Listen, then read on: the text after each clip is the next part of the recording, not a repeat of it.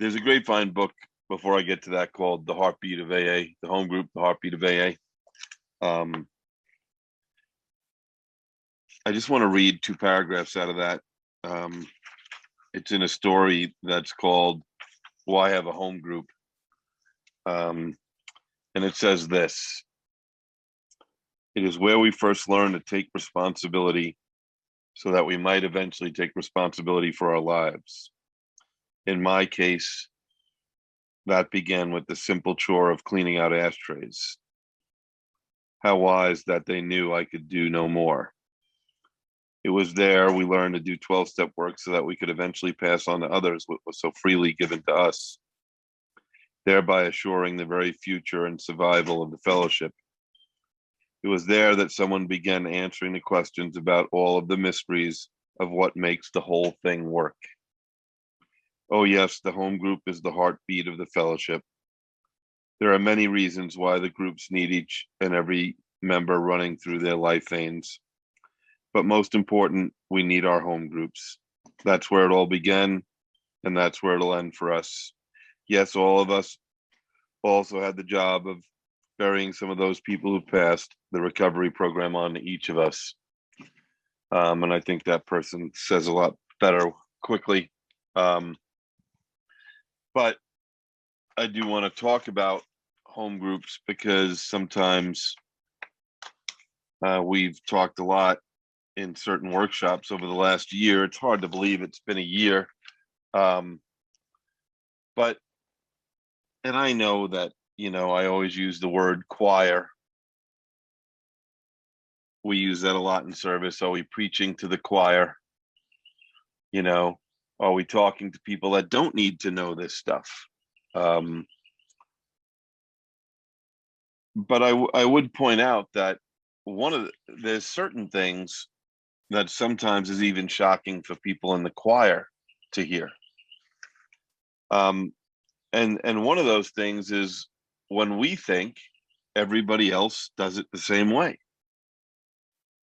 If we belong to an active home group, we kind of think everybody else belongs to an active home group. And, what I would tell you, especially when, again, we're still in the pandemic and world is opening up a little bit, but it's not what it was pre-pandemic. But I do want to give you this, and please do not go out anywhere and become the AA police force. This is not what I'm about to say, okay? I'm telling you that you can do or make observations in AA without talking, believe it or not. It might have taken me a long time to learn that, but it is possible to just observe. I often like to say it's like the difference between the real police and the auxiliary police. The role of the auxiliary police is to observe and report. So what I'm explaining to you is there's certain places you can observe and it helps you realize what is going on in AA. And so what I want to share with you is this.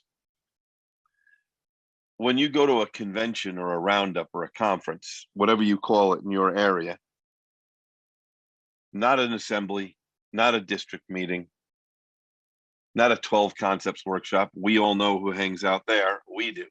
Not talking about any of those places. Talking about a good old recovery convention roundup conference, which I love. And I think most people I know love. There's probably some that are more of our favorite than others. But one of the things I learned, and that's why I think it's so important to talk about this topic, is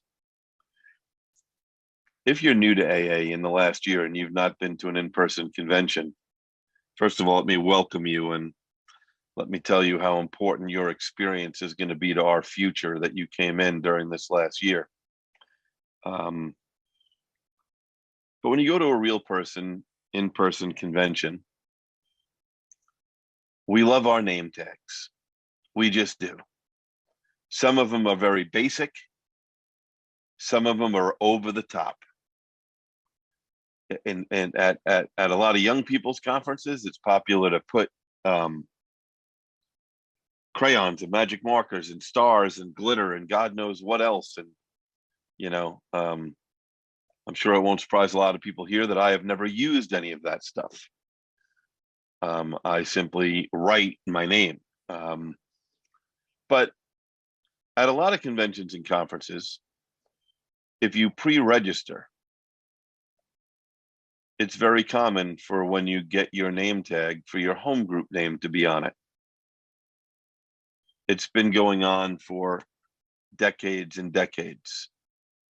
I pick up my tag at the registration booth. It says Billy and the name of my home group. Here's what I've learned over time. How I would look around at the name tags, the home group names on people's names, but they really weren't home groups. They weren't even groups. It was the name of a meeting. And the importance of a home group, it's the most vital, integral unit we have in all of Alcoholics Anonymous. Even if your home group drives you crazy, which really, that is kind of like the kind of schizophrenic love of a home group. You should love it and it should drive you crazy. That's pretty much what everybody's home group has in common. They are totally dedicated to their home group, but yet there are certain things about it that drive them crazy. But it's a group. And I want to start off by talking about, in the AA group pamphlet, what it says. And what it starts by saying is, what is an AA group? It says it right there on page 12 of mine.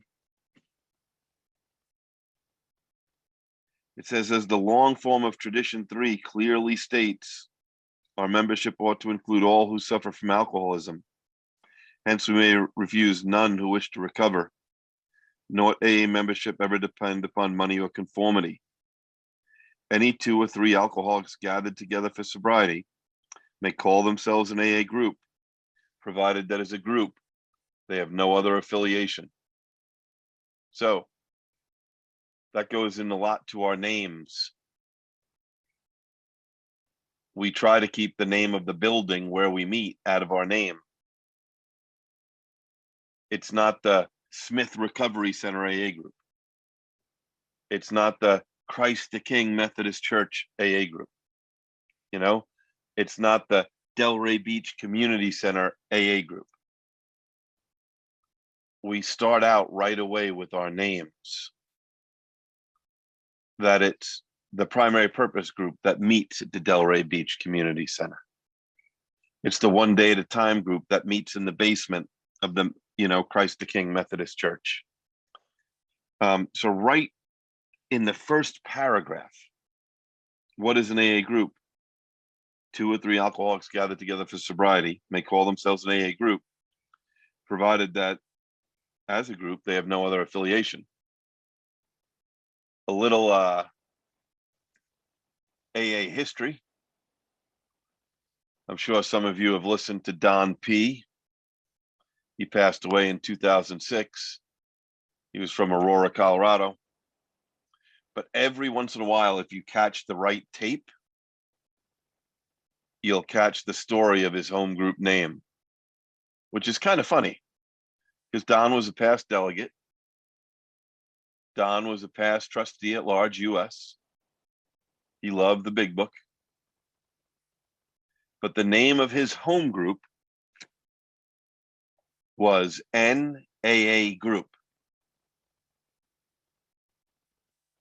And what's so funny about that is the first time they went to register that at GSO didn't know what to do. They actually contacted them and said, what is this? What is the name of your group? And in typical Don fashion, He said, well, I was reading this and it says any 2 or 3 alcoholics gathered together for sobriety may call themselves an AA group. That was the name of his home group. Met at 6 a.m., believe it or not. It then goes on to say further clarification of an AA group may be found in the 12 Concepts of World Service. Lays out a couple of things. No penalties inflicted for nonconformity to AA principles. No fees or dues to be levied. No member to be expelled from AA. Each AA group to conduct its internal affairs as it wishes, it being merely requested to abstain from acts that might injure AA as a whole. That any group of alcoholics gathered together for sobriety may call themselves an AA group, provided they have no other affiliation. Now, it's interesting when you walk through them. There's some very important points there, and I just want to clarify them a little bit, because there's some wording and language here that's very important. No penalties to be inflicted for nonconformity to AA principles. Not to your group's customs, to AA principles. Your group may have a custom that you have to wear a jacket and tie, or a dress if you're a woman. Side deviation comment, I'm not advocating that. I'm just stating things that happen in AA. If I don't want to wear a jacket and tie, I don't get to speak at your group. But you can inflict a penalty on me for AA principles. No fees or dues. Clear what the seventh tradition says, but I'm going to get back into more of that.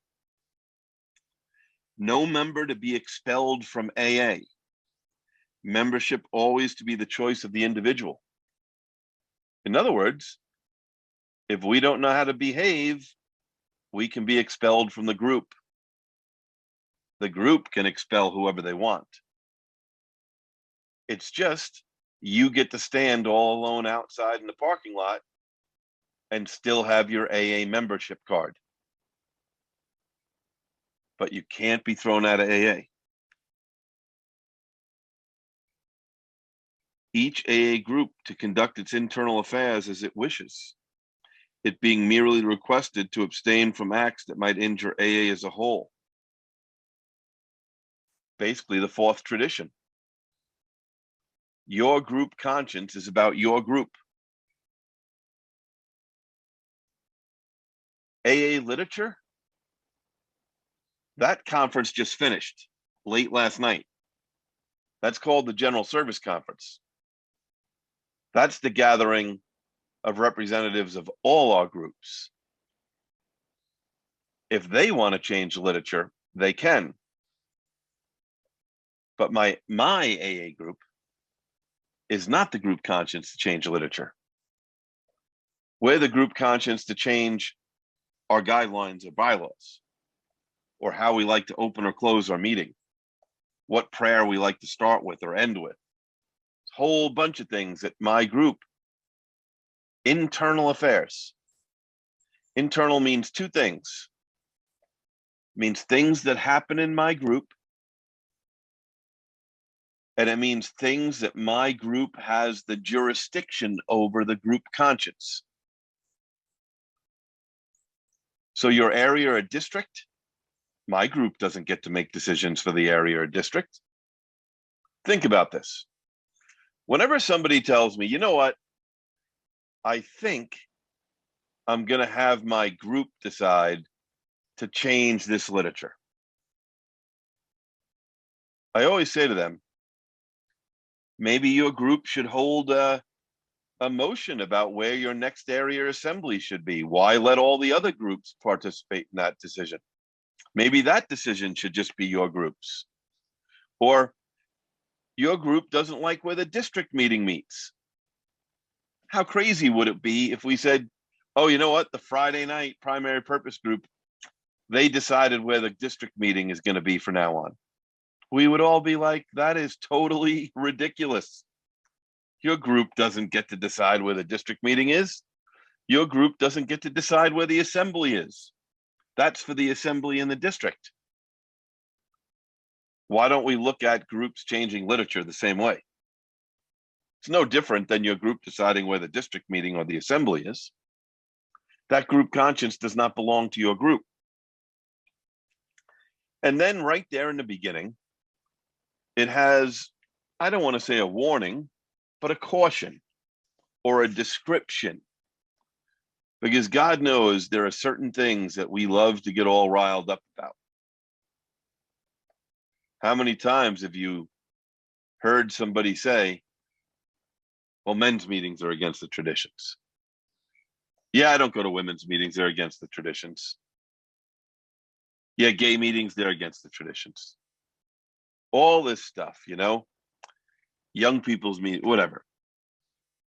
In the beginning of the AA group pamphlet, it settles that with a group conscience, again, that I don't have authority over. My group doesn't have authority over, my area doesn't have authority over, my district doesn't have authority over, because the General Service Conference has already reached a group conscience for this subject. And that's special purpose meetings, specialized AA, it calls it. And I just want to read that. Some AAs come together as specialized AA groups for men, women, young people, doctors, gays, and other. If the members are all alcoholics, and if they open the door to all alcoholics who seek help, regardless of profession, gender, or other distinction, and meet all other aspects of defining an AA group, they may call themselves an AA group. It's very clear there. Obviously, men's meetings, women's meetings, gays meetings, doctors' meetings, young people's meetings, I could go on, are not against the traditions, as long as they do one thing. That if any alcoholic shows up at the door who needs help, they let them in. I could belong or go to the best men's meeting in the world.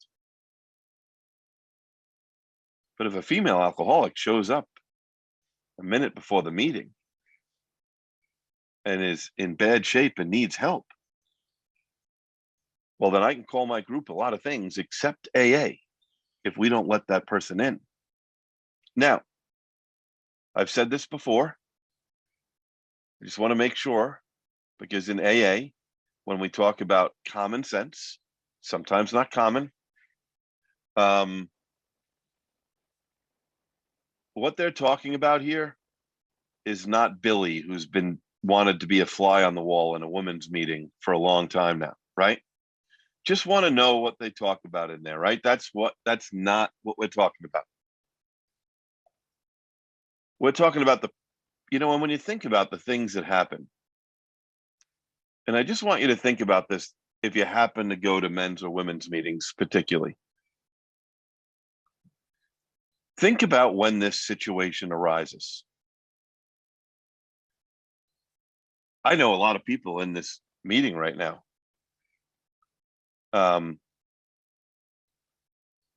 Once you're established in AA, how often do you go to a meeting that you don't usually go to? Honestly, ask yourself that question. How often do you attend a new meeting you've never been to before? So who is the person that shows up by accident? It's the new person, number one. It's the person who doesn't know how to read a directory or looked at a website quickly. It's the person who doesn't look at the codes for handicap and smoking and, men's or women's, LBGT. It's the new person. That's the number one person who shows up. What about the other person who shows up? What about the woman who shows up at a men's meeting who's out of town because their mom is having surgery? And she's trying to keep her life together and just wants to check into an Alcoholics Anonymous meeting. What about that person? I'm not talking about the visitor who's on vacation. I'm talking about the person who's someplace because life and duty calls and they just want to check in with AA. Those two categories alone, we have to be really on guard for those types of people showing up to an AA meeting who just want an AA meeting. And I can tell you, as someone who has traveled a lot for work the last 20 years, I mean, I can tell you what I used to do. In the old days, I would call, but most of the time, I would say by the time I started my corporate career, websites were prominent. And so what would I do? I would print out a page or screenshot a page, print screen, and I would print it out before I went on my trip. And I would fold that piece of paper up and it would go in my pocket of my jacket. I'd just keep it there. And in my other pocket, that's before we had GPS and we had these maps where you had to have an H and a 1 and go across and find out where you were going. I would print out like Yahoo directions or, whatever. And those would be in my other pocket. But every once in a while, I would show up at the wrong meeting. I showed up at a gay meeting once. They said, we'd love to have you stay. As long as you're not bothered by that this is predominantly a gay meeting, we'd love to have you stay. I forget where I was. I think I was somewhere in Seattle. But I just want to say, we have to be compassionate. Rules and guidelines and traditions, but we have to be compassionate.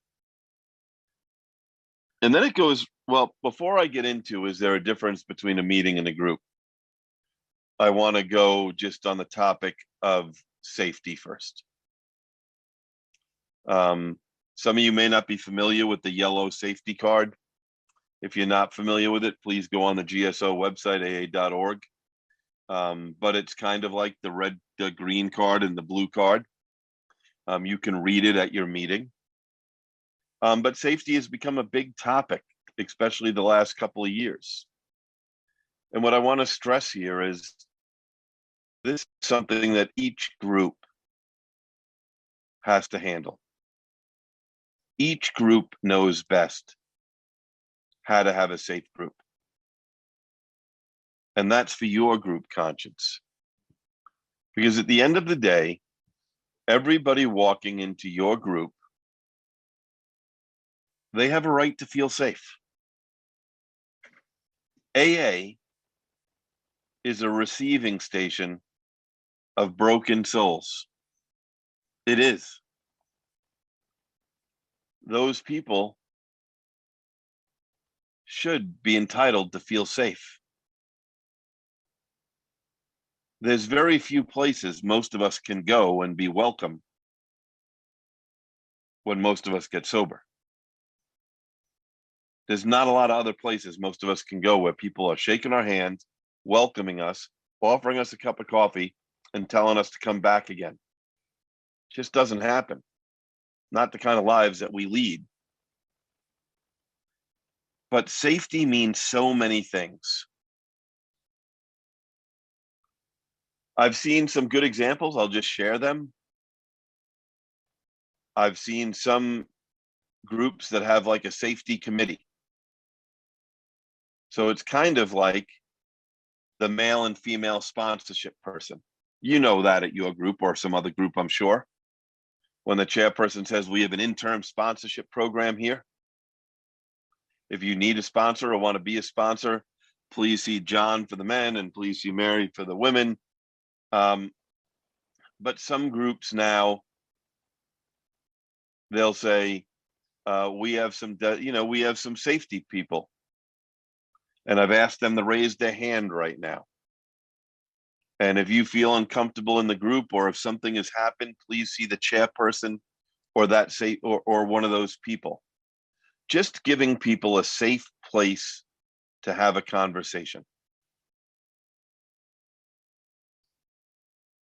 And I want to just stress, a lot of times, and I think that's maybe why it was pushed back on for so long.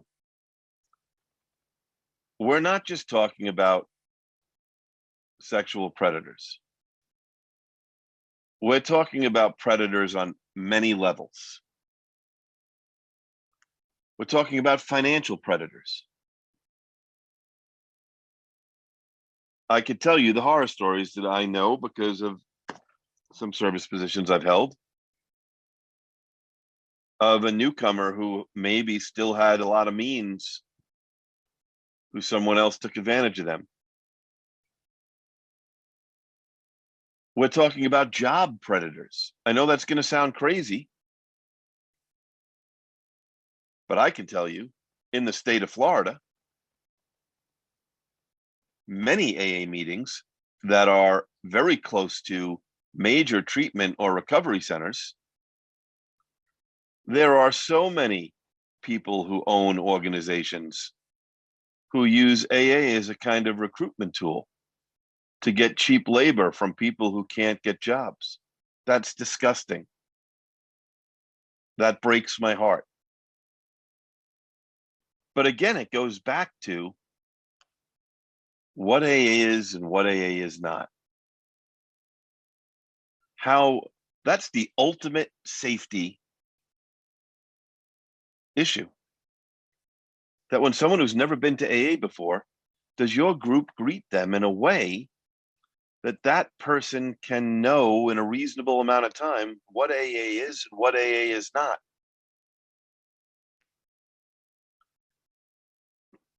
And then finally, I'll say this. Remember how I talked about that an AA group, I gave the example.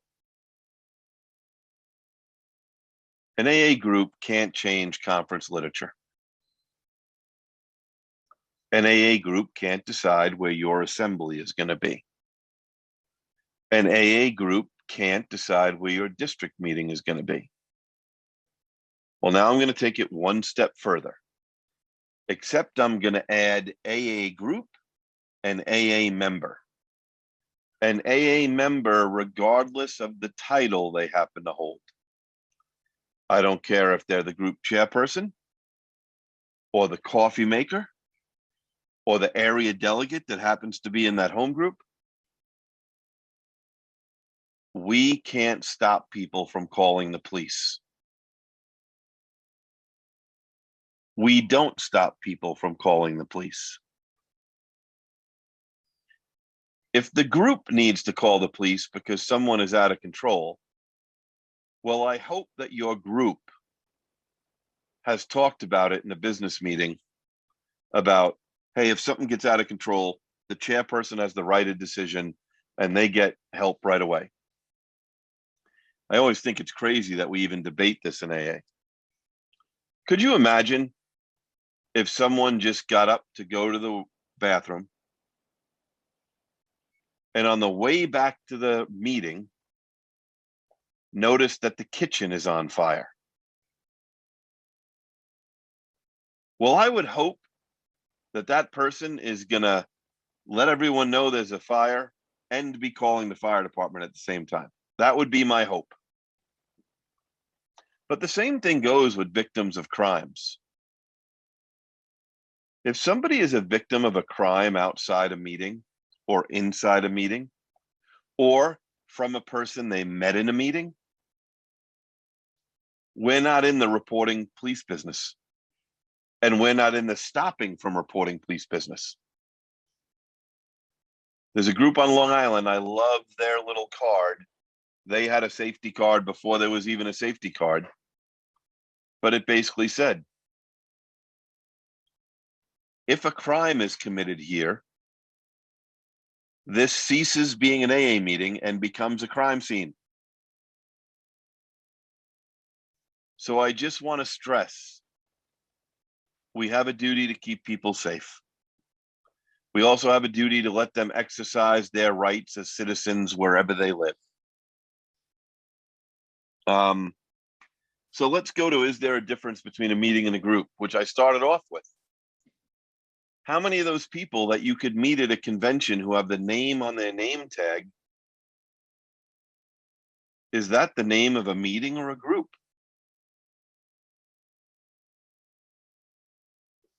It says most AA members meet in AA groups as defined by the long form of the third tradition. However, some AA members hold AA meetings that differ from the common understanding of a group. These members simply gather at a set time or place for a meeting, perhaps for convenience in other special situations. I would be curious here, is there anyone besides having a home group, just by raising your hands on your screen, who attends a meeting that's just a meeting?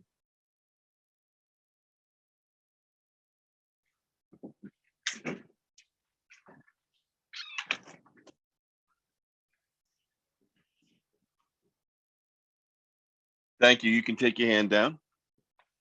I lost my video for a second. My Wi-Fi was going, so I was making sure you could hear me.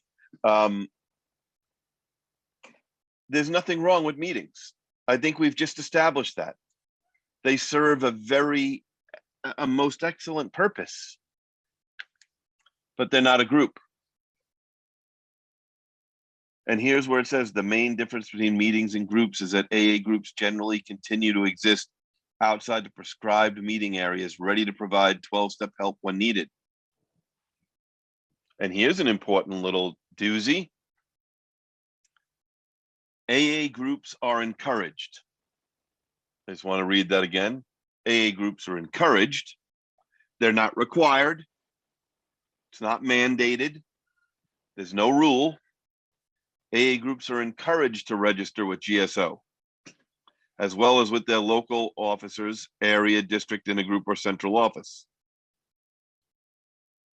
So, encouraged.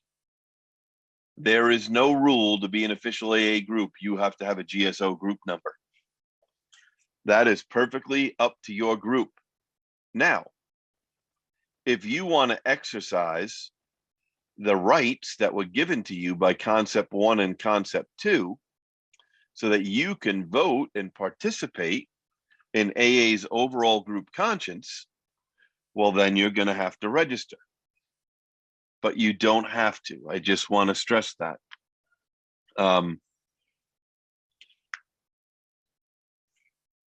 Let's talk about prayer for a second. I'll start with the easy side, the side where I don't care what prayer you use.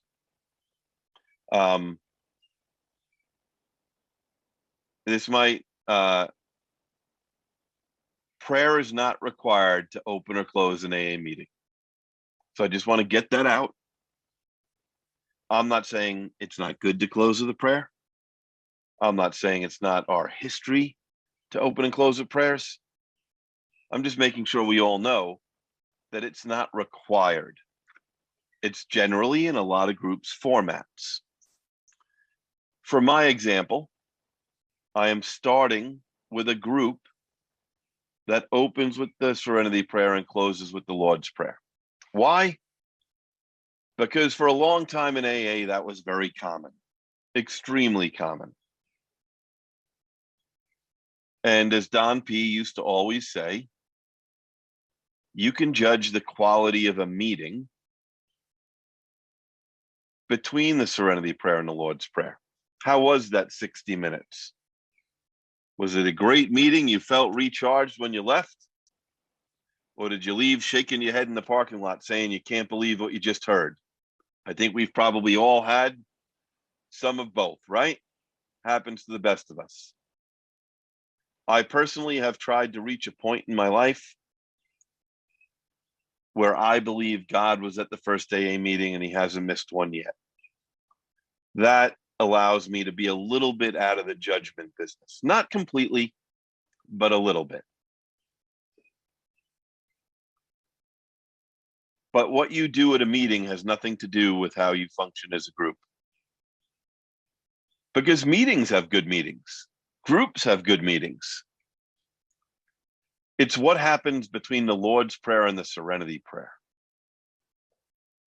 What happens in between meetings for your group? Now, your group might meet once a week, 7 times a week, 3 times a week. That goes by geographic custom, actually. You go to certain parts of the country, there are no groups that only have one meeting. They all meet 2 or 3 nights a week. They have a beginner's meeting on Monday. They have a step meeting on Thursday. They have a speaker meeting on Saturday. There are other parts of the US and Canada where no group meets more than 1 time a week. That's just how they did things. That's doesn't here nor there. But what do you do in between meetings? Number one, are you connected to AA as a whole? Do you have a general service representative? Do you have an intergroup rep or a central office rep if you're in an area, geographic location that has an intergroup or central office? Do you get together and celebrate each other's anniversaries? Do you even get together with each other's families? Are members of your group involved with your district or intergroup doing public information work or corrections work or treatment work? Is your group engaged in activity outside the prescribed meeting hours, carrying our message, our 12-step? That's what a group is. We actually have, I see my friend Dave from Canada. Dave, good to see you. It's unusual that 12 months goes by where I haven't ran into Dave at some regional forum in some part of the world or some other place. But there are some correctional facilities groups that are groups, not meetings. There's a lot of meetings in correctional facilities, but there are actually groups in correctional facilities that have a GSR. There are some areas that, like a linguistic district, they have a corrections district. It's all the groups that are inside correctional facilities in that area. So it's really important when we talk about home groups that we know the difference between a meeting and a group. How do you become a group member? The only requirement for AA membership is a desire to stop drinking. Thus, group membership requires no formal application. Just as we have members of AA if we say we are, so we are members of a group if we say we are. However, I'm going to add a little to this. When it says no formal application, the word formal is very important.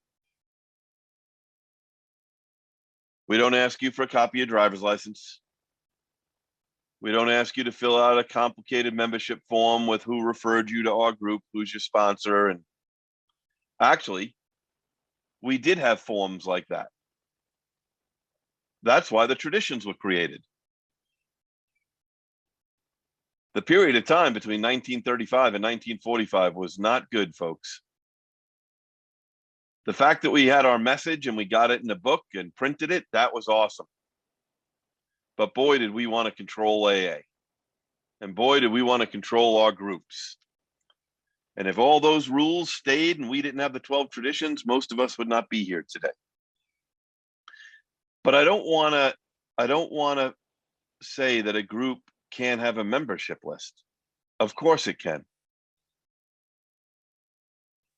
And some groups might have a group conscience where you only get to vote at the group conscience meeting if you were registered as a member of that group before, not during. I don't just get to show up and say, oh, I decided I'm a member of this group, I'm going to vote. No, that group might have a policy where you had to be registered with the secretary before that business meeting. But that's not formal. That's just me telling the secretary, hey, I'm a member of this group.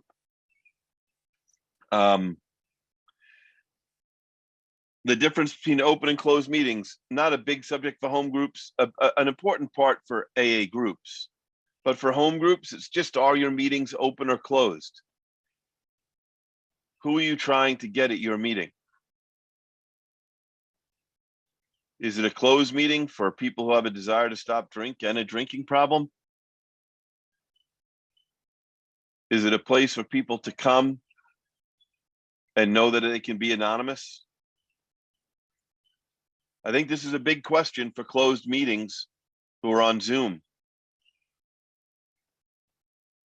I'm not saying we can't show our faces on a closed meeting on Zoom, but think about the newcomer.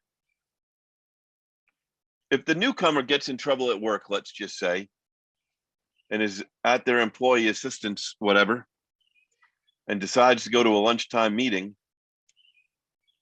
if they pull into a lunchtime meeting and see their boss's car in the parking lot, they can turn around and go to another meeting. If they see their neighbor's truck, they can say, this might not be the meeting. I really want anonymity. Well, we really got to think about that with these meetings we're having online by, I'm not against children in meetings, young children. But once they get older, junior high and that age, there's a lot of teachers who need help. There's a lot of teachers who are a member of Alcoholics Anonymous. These people who come to Zoom meetings, I expect as much anonymity protection right now as I do when I go into a church basement. And so when we talk about hybrid meetings and broadcasting 30 people in a room, well, I hope at all these hybrid meetings, we are announcing to let everyone in that room know right from the start, hey, you're on camera. And there's other people besides right here that can see you. Open meetings are our showpiece in Alcoholics Anonymous. They're the biggest public relations tool we have. It's where we can invite social workers and teachers and police officers and judges and healthcare professionals and psychiatrists who are interested with the AA way of life. It's where a member of Al-Anon can come because Al-Anon, they encourage them to go to open AA speaker meetings. But we have to be much better about making sure what we present as AA in an open meeting than a closed meeting. Because in an open meeting, we're on display for the outside world. And this goes for conventions and conferences. I'll take a minute to deviate off of the home group for a second regarding open meetings.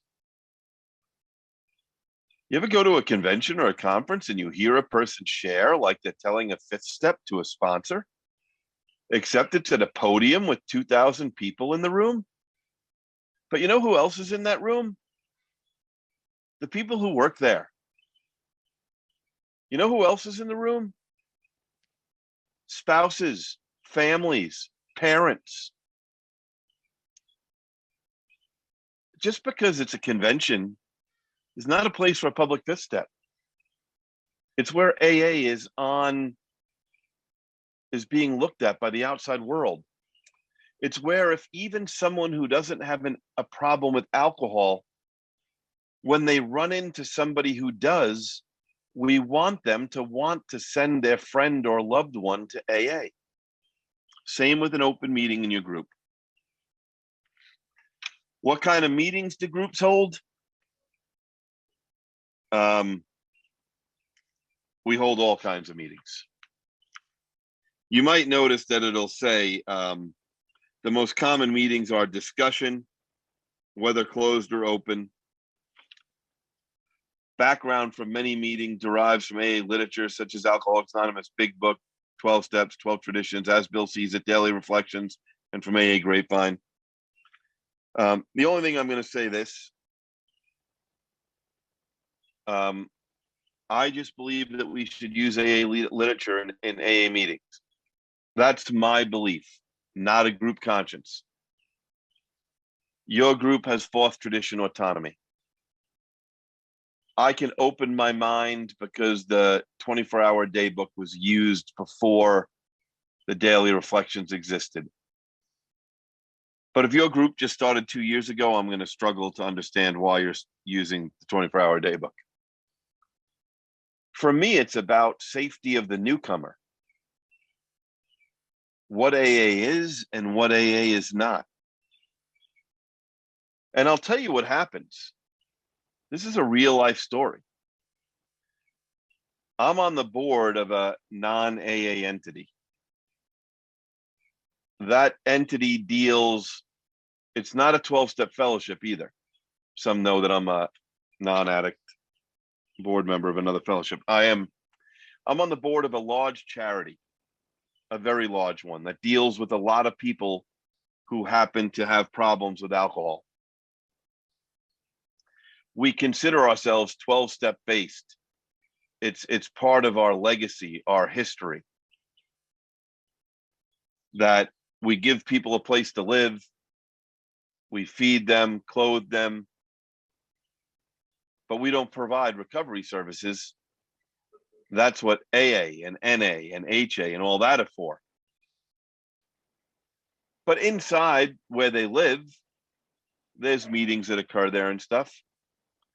Do you know that someone who is not on the board, not in AA, suggested the other day, why don't we use this other book? I'm not even going to name the other book. Do you know why they suggested it? Because someone in AA told them that they used that in their AA group. And I was like, well, if we're 12-step based, why don't we just use the big book? That's 12-step based. I know that sounds crazy in 2021, but it is. But the newcomer, again, I can't stress the newcomer enough. They don't know. They don't know what is AA and what's not AA. So that's why I think we keep our topics in our literature AA.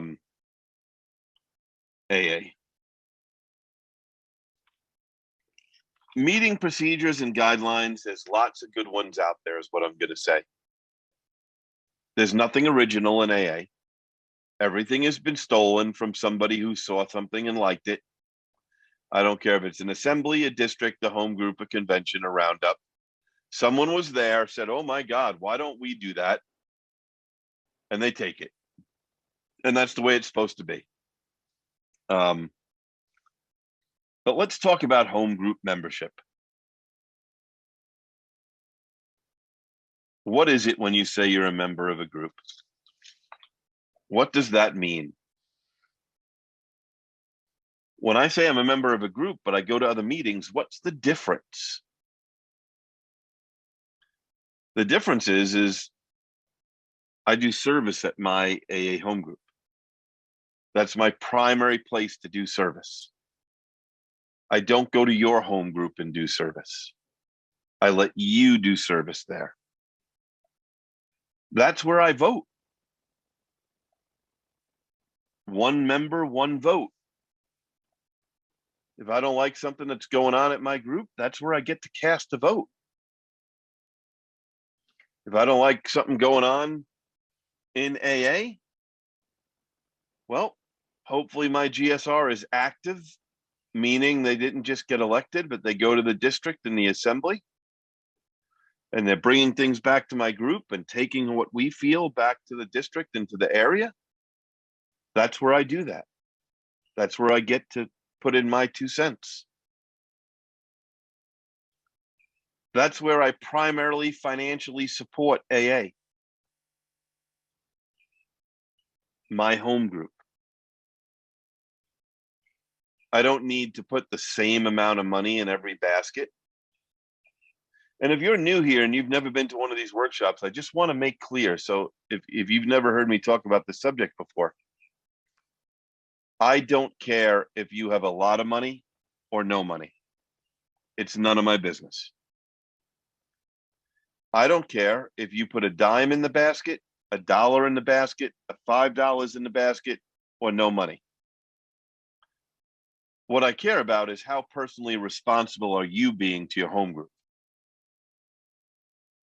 See, we have a bad habit in AA It's taken me a long time to really realize this.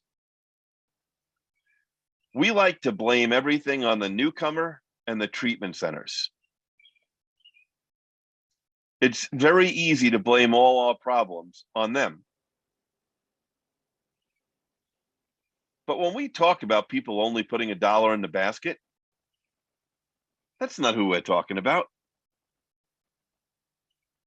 We're talking about the person who got their life back together. We're talking about the person who's still throwing $1 in when that's what they did 4 years ago when they had no money. So when I talk about participating in the seventh tradition, if you have no extra money, if you're in hard times, I could care less what you put in. What I care about is how much is going to your home group. And it's a very easy thing you can do. Over a 1-month period, either during Zoom or in person or both, keep track of how much money you put in an AA basket. Just keep track for 30 days. Whether you go to 1 meeting a week, 2 meetings a week, 3 meetings a week, who cares? And at the end of that month, I don't even care what the total is. If you said, Billy, my total's 0, I'd be like, I'm glad you're taking care of your family and taking care of your responsibilities. But if you told me your total was $10 or $200, my answer would be the same. What percentage of that $10 went to your home group? And what went to other meetings?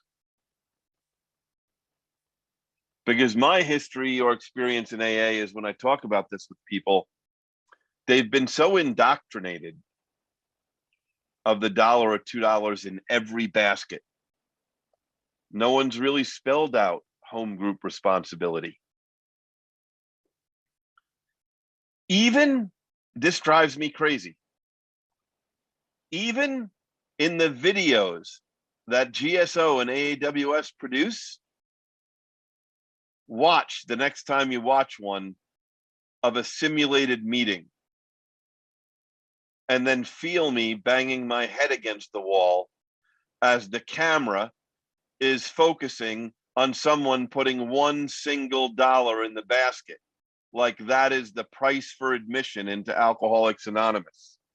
It drives me insane, especially because I think those of us here a while have a duty to put more in for the people who can't afford to put it in.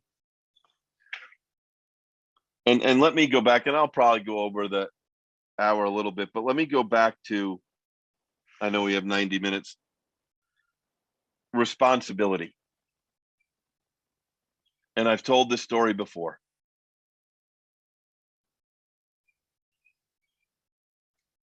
I was raised in a house by wolves. They were good people, but by wolves. They did the best they could.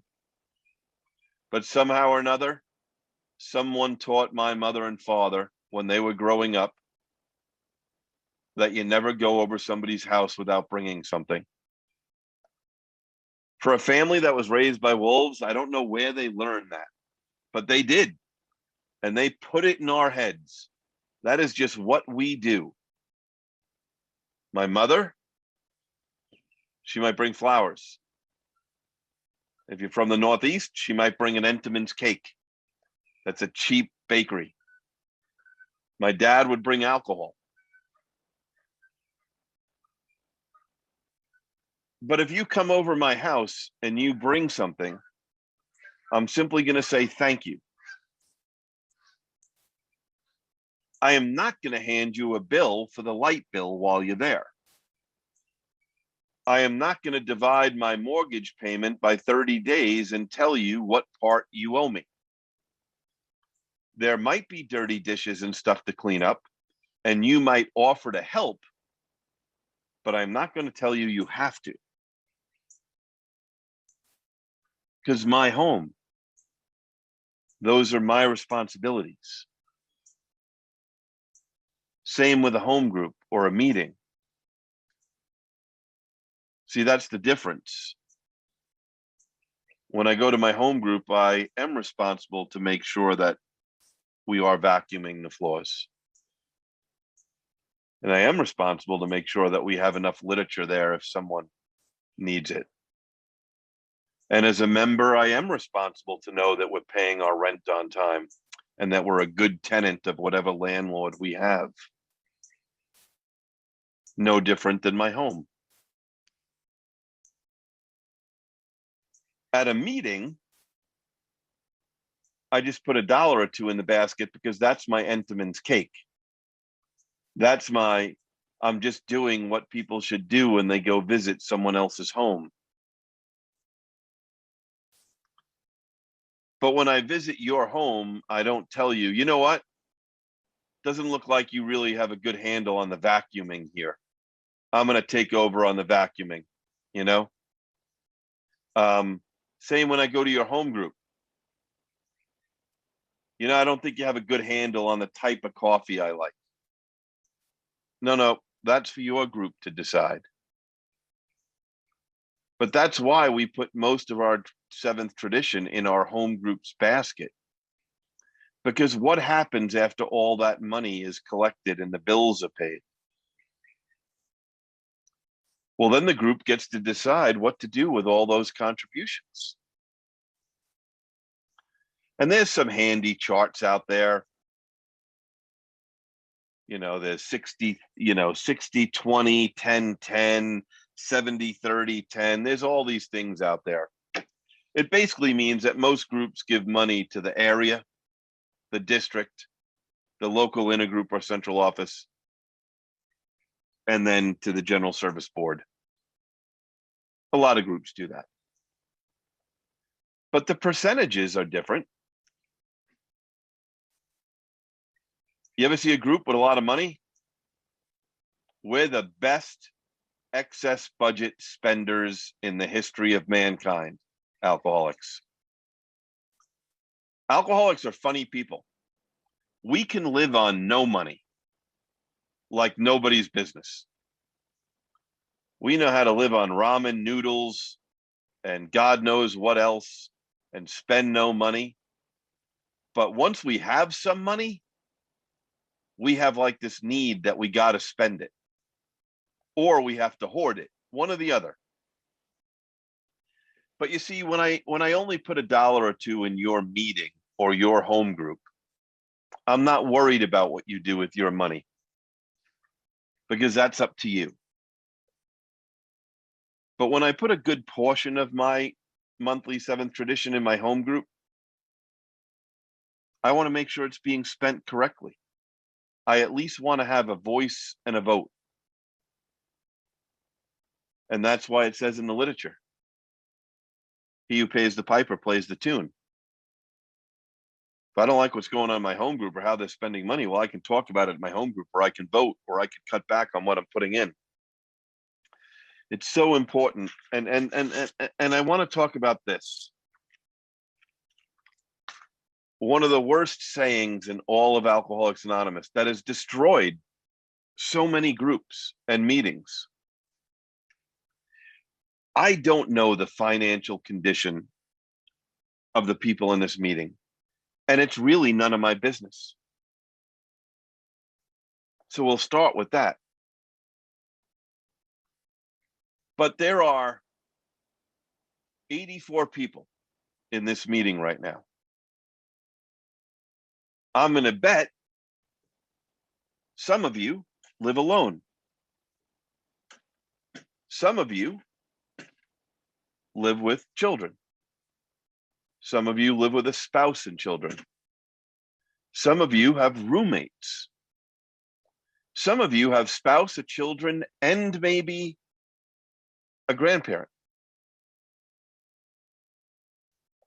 Could you imagine if financial advice given to families was, you know, if you all can't get along, just all go get your own separate houses? How financially realistic is that?